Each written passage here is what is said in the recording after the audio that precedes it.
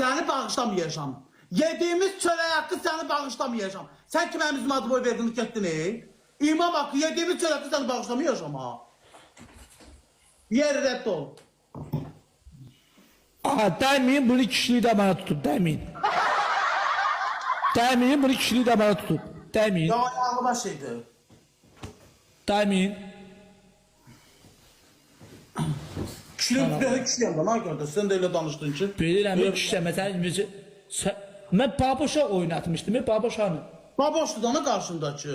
Səkinə xanım. Hə, yaxın mənim, yox, özüm mənim bu baboş deyil, baxın bir dənə. Sən bu baboş deyil, hə, dəmisiz, baboş. Allah mənim, sesi danışma mənə.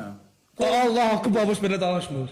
Sesi kolumun tükündən görmüşsən, ben burada görmüşsən. Salam Cavid abi, necəsən mənim ürəyim? Hə, yox, baboş belə danışmır, gözlərim deyə görüm, hə. Yox, bu kişiliyi də var tutub, hə. Hə, imkan verir. Sən o telefonu bir də götür danış elə. Ya, Zakoydu dedim, sən bağışlamayacağım yediğim için. Salam. Yox, ümumiyyətlə telefonu bir də götür. Telefonu götür əlində. Ay da, əlimi də hindişkan dana saldım, görüm yumurtası var, yox. Ona da baxdım. Kimin dalına? Nəyin dalına? Hindişkan. Əlivi ona niyə sormuşdu? Ya baxım görüm yumurtası varsa, cəza hindişkan ilə cəza elərdi. Nə, gözlər deyilər. Salam. Prosta pare, necəsən abi? Cəzədə də abi. İyi olmuyordu. Sağ adamlar diyor ki aynısı o. Sen ne diyorsun ha? Ben diyecek ki al aynısı. Bak bu yumurtası var. Ben sen elini sokup bakmayasan. Çünkü görüm sen Allah'dır yoksa yok. Ben Hə, şəkilini qoyum. Ha? Sana ad verəm Allah, əli salacaq yer var. Qurban. Ben de baksa yumurtasına.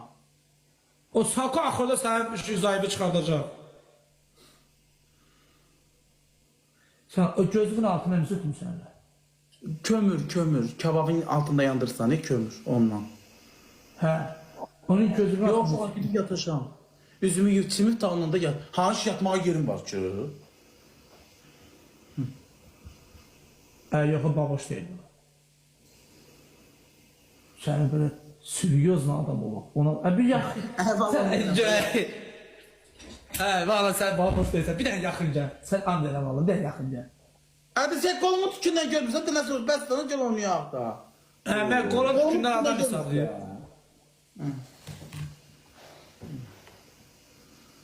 Gel gidelim. Hara qədər? Oyna. Sən ola, mənə bilin başqa bir şey. Mənə bax, sən mənə bir dənə cəza fırlatmışsan, onu sabah eləyərsən. Eləyəm. İndi cəzadan çıxmısan, sən üstüvə gəlmək istəmirəm, bilirsən ki, mən səni çox istəyirəm. Mənə bax,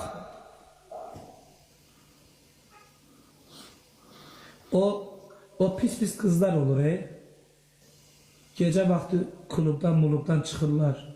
Onların gözümüzü, tenimini aşağı süzülür belə. Lap onlara oxşadınız.